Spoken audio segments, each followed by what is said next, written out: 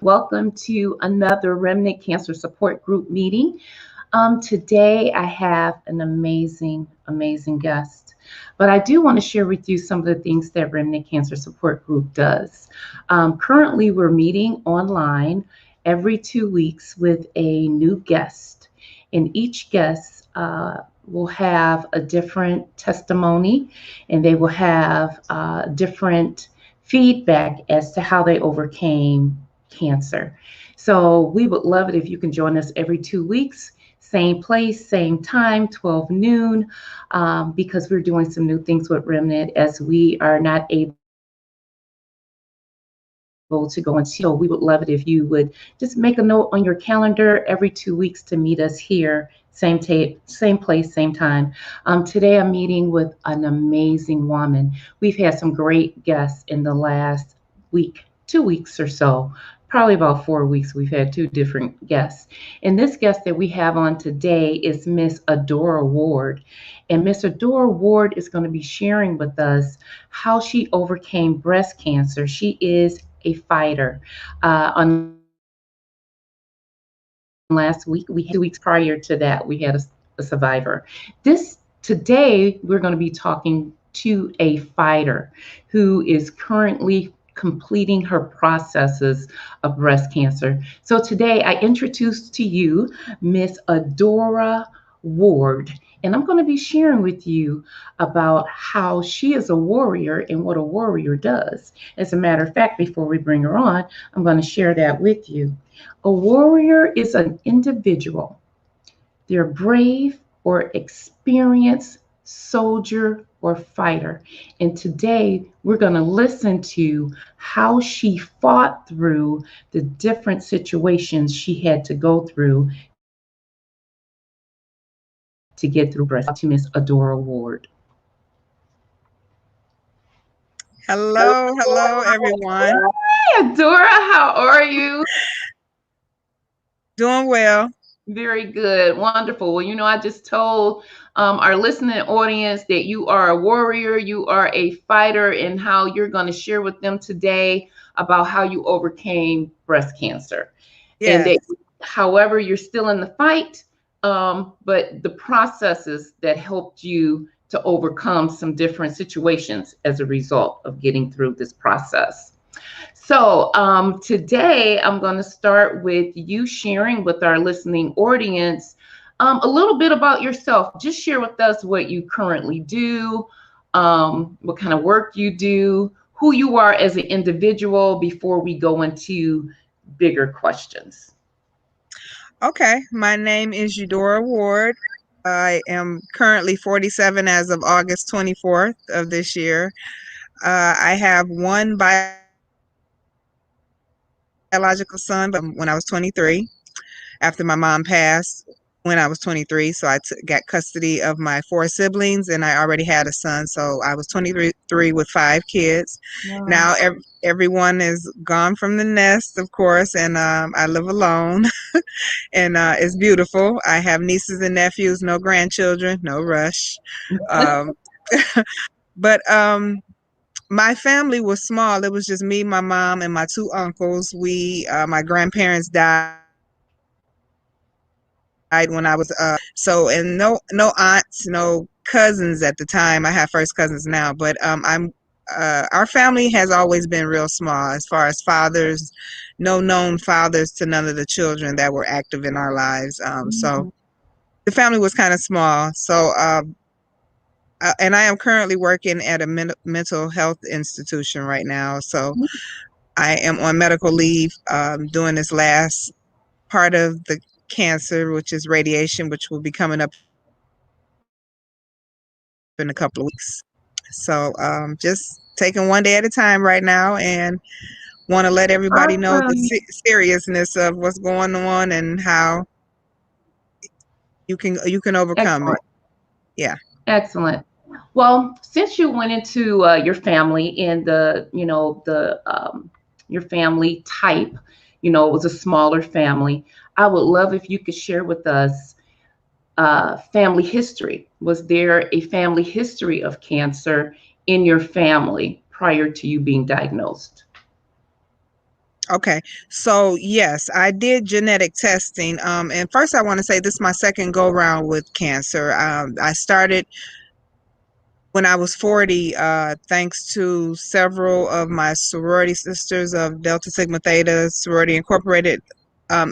We had a breast cancer seminar one day, and then this was way before I turned 40, letting us know how important it was when you turn 40, it's time to start getting mammograms once a year, and that's exactly what I did because when I was 23, so nobody really told me about that kind of stuff. So Okay. I started. I always had a good job where I had good insurance, so I started getting mammograms, and I breast cancer was detected in 2017 of July. Mhm. So Okay. I had a lumpectomy done. Okay. Or did you want to get to that later? No, Or no, go ahead. no. Okay. Go keep So going. I had a Yeah. so the test came back that I had cancer. And so my breast surgeon went ahead and scheduled a lumpectomy. Of course, before all of that happened, I went and got a second opinion with Carmano's. My breast surgeon is through Beaumont. So I went to Carmano's and got a second opinion, and they agreed to for me to go ahead and do what the breast surgeon and oncologist say do. So Yeah, went ahead and very good. got a lumpectomy done in July, and then the breast surgeon said, "Hey, we saw some more in there. We need to go back in and get some more." I was losing devastated about that, but I went ahead with the plan. And in August of 2017, a month later, they went back and did another lumpectomy. So then after we did the Mhm. lumpectomy, they came to me, the oncologist and breast surgeon from Beaumont came to me and said, "Hey, well, since after we done the lumpectomies, we want you to start on chemo, radiation, and take some pills for 5 to 10 years." And I'm like, why would I do that after you all went in and did two lumpectomies to major surgery, So me frustrated, upset, mad, angry, all of that combination, I Yeah. declined all three and said Okay. I would just cross that bridge if I have to. If it comes back, I'll just cross that bridge, and just was keeping the Okay. faith, like just going on with life. Well, December 2019, again, I just kept going, getting my regular mammograms, even after the lumpectomy, still going to get my regular annual mammograms. And to December 2019, it showed that the cancer had again. I was angry, all of those emotions, angry, upset. I thought me and God had this talk, like, but then I was thinking, Yeah. I'm gonna tell you, I was thinking, I was like, you know what? I was thinking like maybe it was because I didn't promote it. Because when I first got breast cancer, I did not tell only a handful. I only told like a handful of people because I was Okay. embarrassed by it. Really, I really was Okay. embarrassed. I'm like, I just was embarrassed. I didn't want nobody to know, and I just didn't want anyone to know I had it. I just wanted to get it over with and be through with it and not even think about it. So I said, maybe Understood. it was because I haven't promoted it and helped others. Maybe this is why it came back. Mhm. I never looked at it as it was a curse or it was something, a punishment, or I looked at it like I didn't promote it good enough. Maybe, Okay. and God know how many people I know and how many people I can affect because I have Ah, lots of friends, lots of okay. sorority sisters, lots of church family, lots of childhood friends, uh, the sisters and brothers that I raised, they have kids, so their kids, baby mamas and baby daddies, their families, I'm friends with. So I have a multitude of people that I know that I can Okay. connect with. So I said, okay, I'm gonna get it out this time, and it's gonna be the last go around with me and cancer, because this Okay. is it. It So very good. Very good. I'm so glad you shared with us not only your diagnosis, but your history and your family history. Um, one of the oh, things one of the things I want to share I'm sorry, I because did do. Oh, go go ahead. ahead. Not the first question you had asked me. So I did genetic testing, and it was negative for my Okay. family history. Okay. Okay. So One of the things I want to kind of talk to the audience about, because this is something that you talked about. You talked about how you had 2 lumpectomies. So technically, I want to share with them so they'll get an understanding that you not only are you a breast cancer survivor, but this is your second go round with Right. breast cancer. So you had it in 2017. They gave, you had 2 lumpectomies. You went on about your life, and then that the sickness, the illness came back. And so as a result of that first diagnosis, you were saying, hey, I was kind of embarrassed. I didn't really want to let nobody know. I just Right. had to move on with my life. And Right. then it comes back, but you didn't share with a lot of people what you went through the first time. So actually, a lot of people probably didn't even know you even had it the first Right. They were time. So I very would, shocked. right. So as a result of you going through it this second time, so this is the second bout. Now you have gone through chemo. Now you have had another surgery, and now you're currently preparing to go through radiation. Even though you said you were embarrassed during that first fight, what is so significant about this second fight? I know you said now more people know, right? You know what I'm saying? Right. So now more people know now. But is there anything different about the second fight versus your first fight? Yes, everything is different now. So the second fight required me to immediately go and start chemotherapy because of the stage that I was in. Mm-hmm. So also I got another second opinion through Carmano's with the Okay. same doctor, and he highly encouraged me to again go with the flow of what my oncologist, which I end up using the same oncologist. So I got that second opinion again because now they're talking about a mastectomy. So I'm like, okay. So the second go round was different because I had no choice but to start chemo. Oh, okay. So Okay. that was the first thing. So again, I was diagnosed in December 2019. I started chemo immediately as the first thing after they did the biopsies and all the other tests. Right. Started chemo March 6th. I ended it July 21st. Okay. And right after chemo, the whole right breast, it's just in one right breast. The whole right breast just had to be removed because it was still, the chemo did some work, but it didn't do all the work. So Got it. August 25th, a day after my birthday, I went ahead and had the mastectomy, the right breast removed. Okay. Okay. And so my breast surgeon did let me know that the chemo is gone, but she still wants me to do the 6 weeks radiation, which will start October, the second week of October. Okay. So, just to be for sure. And radiation Monday through Friday, I would have to go every day for like an hour every day, Monday through Friday for 6 weeks. So I just saw the radiologist on Thursday and had a PET scan on yesterday. So it's in the motion, and I'm just doing what they're telling me to do now. And even if I have to take these pills, which I'm praying that I don't, Okay. but if I do, then I will. Okay. So I want to encourage you. So believe God in the process. All of our processes are different. We all go through different, levels. Some don't do chemo, some do. But just believe God in whatever the process is or the steps necessary to get you over to the other side. The one thing that I know me and you have talked about so many times is about doctors.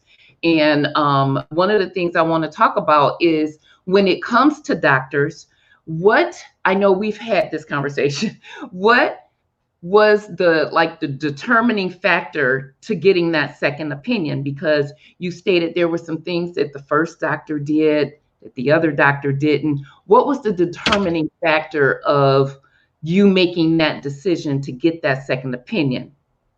Because this time, okay, again, I saw, I don't want to say his name, but I saw the same doctor at Carmano's, and I know Carmano's is the best when it comes to cancer anyway. So I saw that doctor, and he remembered me from the first time 2 years ago. And I remember him just being real with me the first time. And Okay. I trusted his opinion. I trusted God, that God was going to carry me and be walking. I just was like, let me just go with what they went to school for this, not me, So Right. I just took a leap of faith, and I'm just going with it. And this time I know mentally I'm going with it in a different aspect. I'm going to let the world know that, hey, I done been through enough obstacles. My whole life is Mhm. a journey. It's a Okay. story to be told. So if this is the icing on the cake, then so be it. I can beat it. I'm going to beat it. It's going to be beat Yes. up, and Yes. Yes. and I'm not gonna lie, I had an issue with my hair being gone because I'm not used to wearing wigs, and the most weave I wear is braids. Anybody that know me, they know I throw some braids in my hair in the quickness. But this whole bald look is different for me. The best thing I got out of it was a free Brazilian wax for the last 6 months. When I tell you every hair follicle has been gone down there. Yeah. So listen, I'm just going with the flow, and I'm just glad to be alive. I mean literally going through Yes. Corona at the same time. Yeah. Wardwarrior.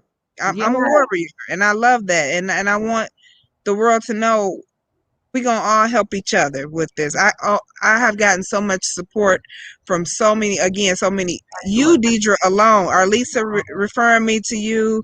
This has Amen. been a blessing. And not only are you my breast cancer coach, you are my friend. Like, you are my Oh, lifelong amen. friend now. So Amen. it's just beautiful. It's Oh, just beautiful. amen. Amen. I'm excited about all the support you've gotten, and I'm so encouraged by how you are getting through this process. You're doing an amazing job. And I have to tell you, you're absolutely beautiful, Bob, because I did not Thank have that you. beauty look when I was small.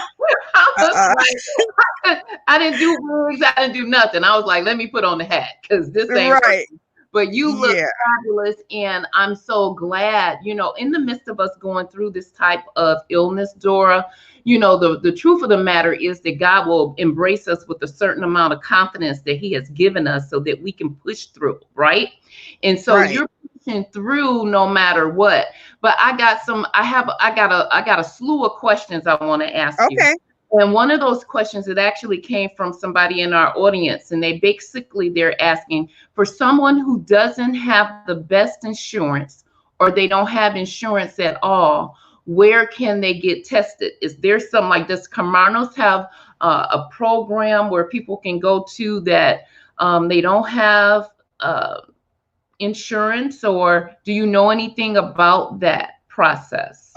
Okay, that I cannot say because I've had great insurance, but I'm sure if they have no insurance, everybody knows to go to DHS, and DHS will give them Medicaid. And so Very good. Medicaid, and so I would say Google um free free mammograms in your area, free mammograms in Michigan, and see what pops up. Very Or good. even contact Carmanos for information. I didn't have that issue, so I don't have much information on it. But Google is my best friend in Okay. anything. I don't care if I want to learn how to make a custard pie. I Google everything. So Right, right. I got yeah, another question. You told us earlier on in your introduction that you actually work for the mental health field, right? right. And so I got a question. How did you deal with anxiety, worry, fear as a result of you working for the mental health field? How did you incorporate? Were there So tactics that you had to use? Go ahead. yeah, I had to I have a great friend who is a therapist, so that was a blessing alone. To whereas I didn't need to sign up for anything. Like, she just came in and we talked 2, 3 times a week. Excellent. And I noticed that I needed someone to talk to, because there are many, I'm gonna still say there are still many days for me. Yes. And so, and I break down and I cry and I just wonder why. But then I think, why not? And then I start thinking about the children in St. Jude who Yes. want to just go outside and be normal kids and play. Yes. They can't. So whenever I think about St. Jude, which I donate to now, Very and I good. didn't before, it snaps me out of that selfishness. Why me? Why me? Why me? I'm able to Yes. see my family, my friends. I'm just happy to be alive. I am. I'm happy for my church family who helps me out, checks on me. My bishop, like my bishop and first lady, call and check up on me regularly. They're praying for me, intercessory praying, and I just gotta be here. I gotta stay here until God ready for me to come home. Oh, you got me all excited. Oh my goodness. That's Because it.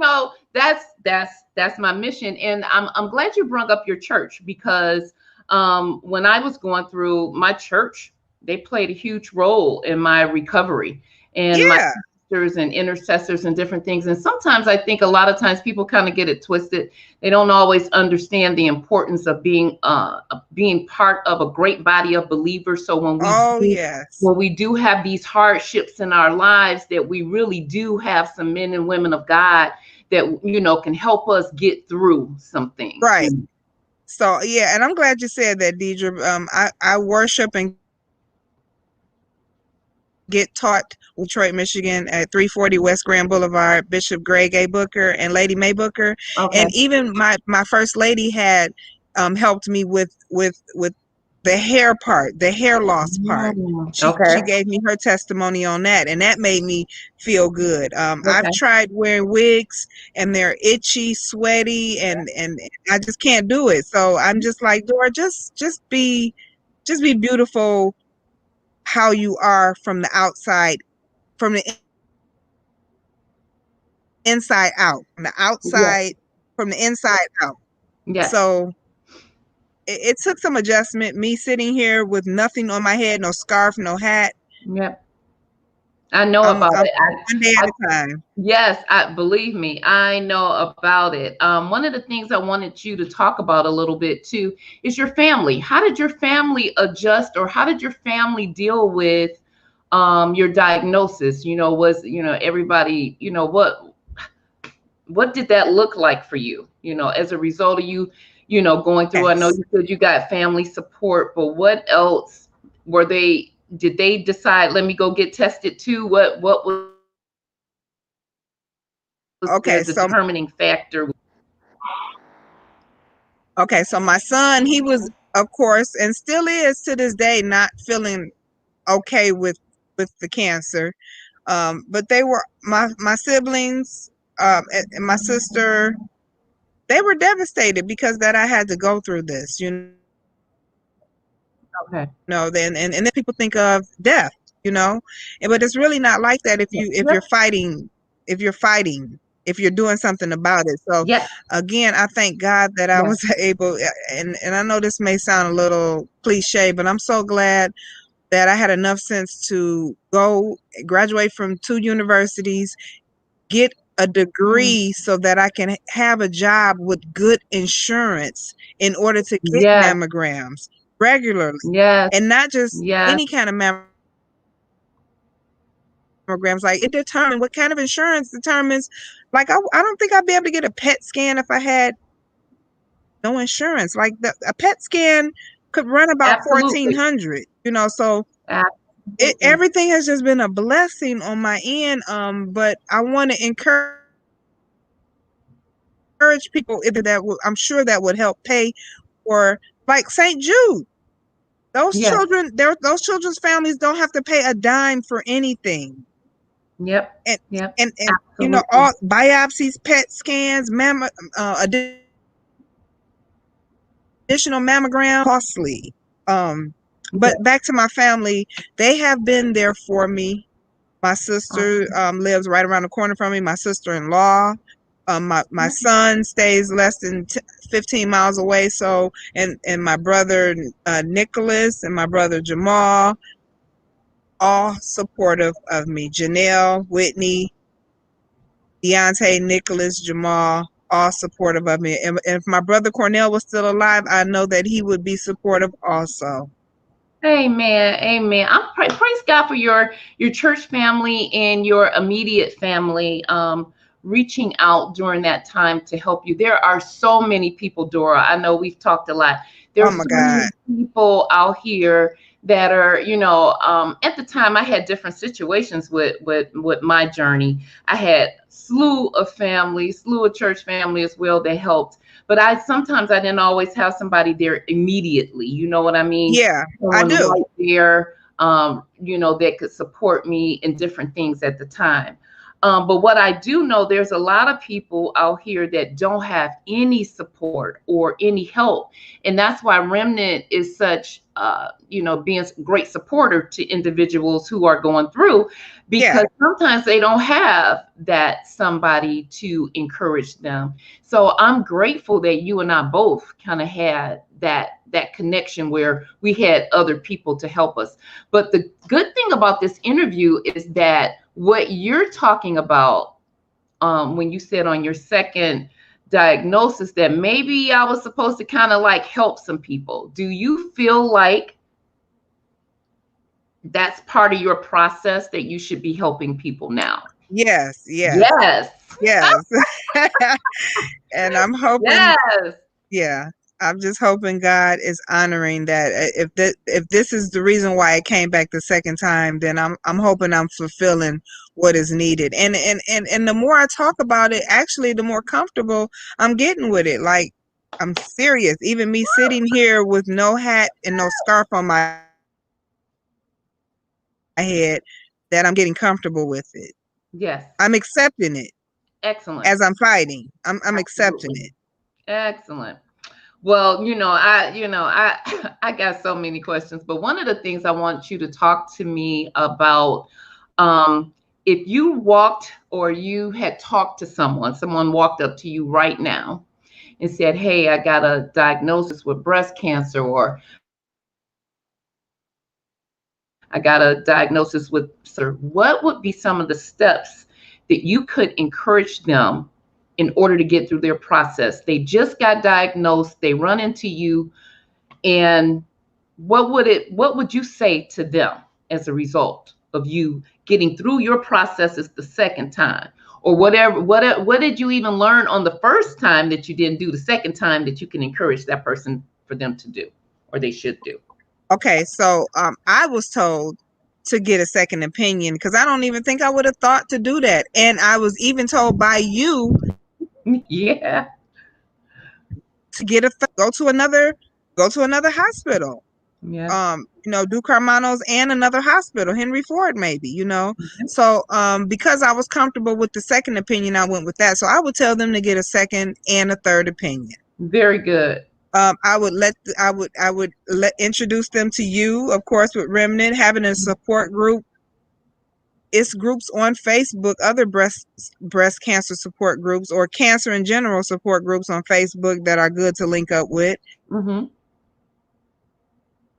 I would get them in touch with them on a regular basis to help them through. Well, they're probably going to send you to get a PET scan, and this is how you're going to feel at the PET Yeah. scan. They're going to stick you in your foot. Like, I wasn't expecting that yesterday at all. Right. For them to put that ink Yes. in my foot.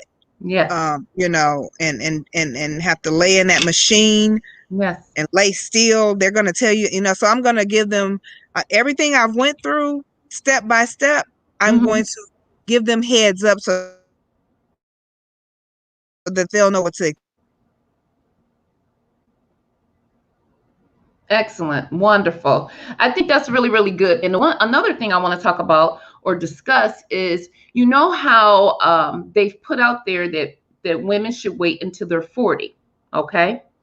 But this is what I found out. And I mean, this is something we've talked about before, is that there are people in my support group that are not 40. Okay. They are in their late 20s and they've been diagnosed with breast cancer. What would you say about that? What is it that we need to do or we need to do better so that maybe we can catch it earlier, you know? Uh-huh. Mhm. Okay, so I would say, okay, this is a good example. So I didn't have a biological father growing up, right? My mother told me it was my father was this guy named TJ. But and I met him a couple of times, but he never formed a true relationship with me. He was never stable in my life. 2003. So I Okay. never had a relationship with him, but I was able to meet my sisters, my two sisters, Shonda and Terry, who are, Shonda is a year older than me. Terry is a year older than me. Shonda is a year younger than me. Okay. So we are the same age, Wow. like Wow. a year off, you know. Okay. So that was interesting. And from okay, but that's another story I could tell you about. Papa was a Rolling Stone type. We three plan on getting a test to see if we are truly biological. But Terry had some issues with her breasts Oh, before in okay. the past, not Okay. necessarily cancerous, Mm, but some issues. And now Shonda has had some current issues with her breasts. So we're going to find out first, are we okay. really sisters? And then getting tested. My little sister, my biological sister Janelle, she's 20 years younger than me. Ah, She wants right now just to get tested, just because I've okay. been going through this. She doesn't want to wait until she's Yes, 40. absolutely. And I'm glad you brought that up because one of the reasons why I even have these discussions, let's talk, is because a lot of times in our family, we'll have the family history of cancer. And a lot of times people just don't want to go, they don't want to go look and see, Okay, you and know. I'm so glad you brought that up. I have friends, childhood friends, a couple of childhood age, Deidra, who have never went and got a mammogram Yep, because of fear. yep, Because of fear. yep. And because once you find out, you got to go through all these tests. Yes, yes, yes, yes. But you know, it's so amazing because in our lives, there's a lot of things we don't want to go through. And the fact that our topic is about you, but we're talking about being a warrior. Sometimes you don't even know the ability or the capability you have until you go through something detrimental like cancer. I know for a fact, just us talking, Yeah. maybe the first time you were like, well, I don't really want to be bothered with this and I really don't want to fight it. First diagnosis. Second Hmm. diagnosis, you were like, oh no, we full speed ahead. I'm fighting this thing. And so Oh, sometimes you don't even know the strength or the capacity in which you can overcome something y- until you go through it. And until you go through it.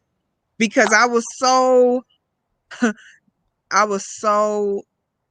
my mind was so made up that I was not about to have two lumpectomies and go ahead and do the chemo, radiation, and these pills. Wait a minute now. Y'all done did two major surgeries on me and y'all want me to go through hair yeah, loss and all of that? No can do. But right, this, and keep in mind, that first time I was stage 1.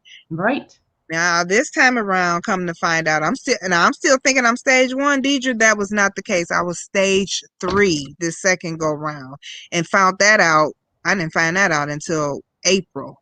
Now keep in mind, I went Wow. to chemo March 6th, and I found out in April, the end of Okay. April. Hmm.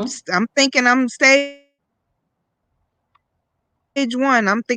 I was stage 3, Wow. and that when I found out that news from my breast surgeon. That day, I remember leaving her office. That was the first time she saw me cry too. I just couldn't believe it, and she calmed me down. She said, "Listen, you're still alive. We're gonna beat this. We're gonna fight this. You are good. You are in good hands." Yes, yes.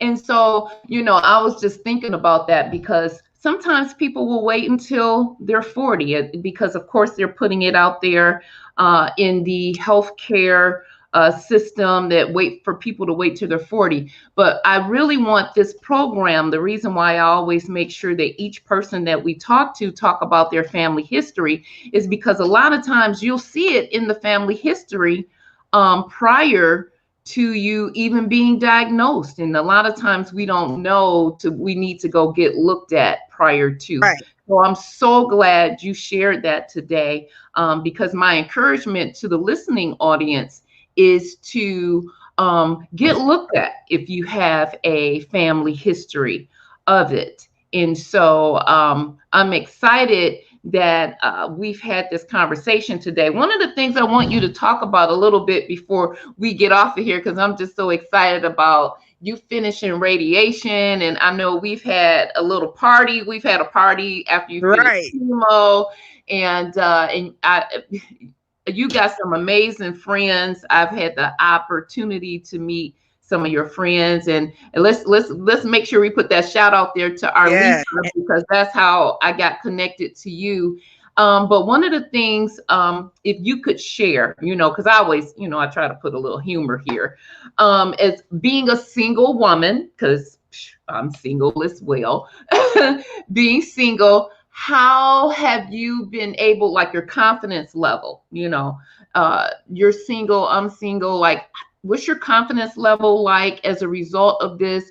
Do you feel like God gave you this second chance? Because, prior to my diagnosis, I dealt with some knuckleheads. So do you feel like after this has happened, I want the best of everything. I'm living my best life now. I'm not just going to choose any old kind of way. Like, God, you doing all this great stuff for me now. And so what would you say about I'm single, I'm going through this, and now I'm living my best life? What can you say about I'm living my best life right now? Are you living your best life now, or were you living your best life before you had breast cancer? I'm not living my best life right now. The best is yet to come. I do know that. I feel that. I haven't even started living yet. I haven't even started living yet. My kids, my last two kids, my son and my sister, they're the same age. Me and my mom was pregnant at the same time. We had our kids in 93. They are 27. So, but them last kids, which are 27 now, they left the nest in 2011 when they graduated from Belleville High. They left the nest. Wow. My son wouldn't stay with his grandmother, and my sister, she wouldn't stay with her friend. So I have not even started living yet, because I had them when I was 23, and I had them for 18 years. So if I try to talk to a guy, the first question they want to know is how many kids you got. When I would tell guys, yeah, I'm gonna call you. Like, I never had no stable boyfriend or nothing while I was raising my family. So now that I'm 47, with my kids are grown and my kids got kids. Well, except for my son. My son doesn't have any kids, but my little sister and my brothers have kids. My life is just now starting. And I do want to say this, my confidence level every day is every day is progressing, because to not have no hair follicles, no eyebrows, no eyelashes, no hair on my head, like, that was devastating to me. And then after this mastectomy, I'm gonna tell you, one time I went over my son's house, me trying to draw on eyebrows, that never worked. I never got it right, because I never was into makeup. Now it's just like I find myself having to play in makeup to make myself look feminine. I went over and was like, Mom, are you aware that you only got one eyebrow? You know why? Because I end up sweating off the one eyebrow, wiping it off. So I'm walking around all day with one eyebrow drawn on. So he had, and after that, my 3 sands put together some money and was able to get it to where I got this these eyebrows. I forgot the name of them, but they're tattooed on. They're semi-permanently tattooed on. So, and that was like $400. So they get, so I ain't got to worry about drawing on no more eyebrows. And as a matter of fact, through Right. those eyelashes, my friend Shay, she was my roommate at Ferris State. She got me these magnetic Wow. eyelashes. Wow. You know, so I Wow. never wore lipstick. I'll throw on a little eyeshadow and some lip gloss and be out. But now it's like I got to put on a full face of makeup. Now with one breast, I got to throw a sock in my other bra to balance it out until I get my reconstructive surgery and get myself together before I even walk out the door. Or else I'm looking like somebody's 47-year-old man. But look, you're so beautiful though. But you know what? I can identify with every single thing that you're saying. And I think somebody is watching, maybe they're going through it. And then they can see that you went through all these valleys. They were either real high or real low. But the bottom line is that you're coming out of that thing and you're helping somebody that's listening right now who probably just lost their hair this week. You know what I'm saying?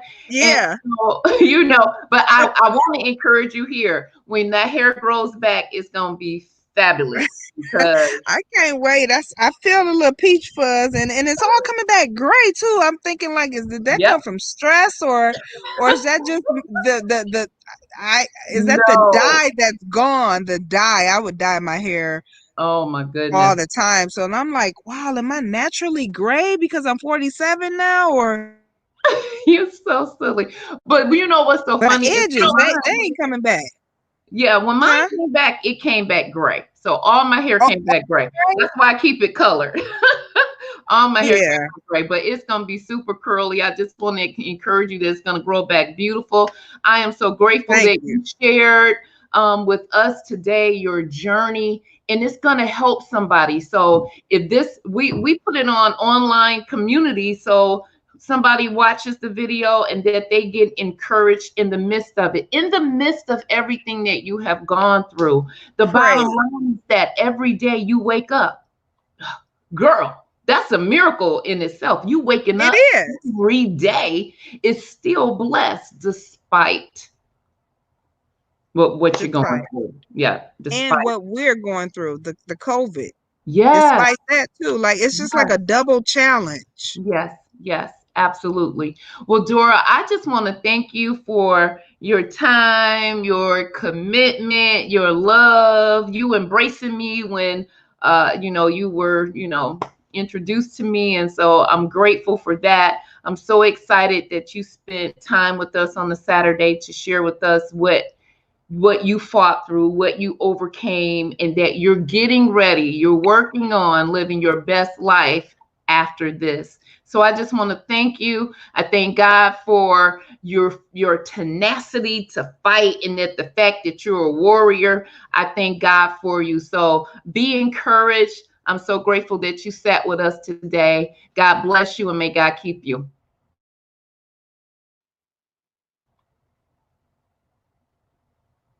Thank you so much. And I just want to end it by letting the world know I am grown because of this nonprofit organization called Grown. Okay. Thank you for Remnant.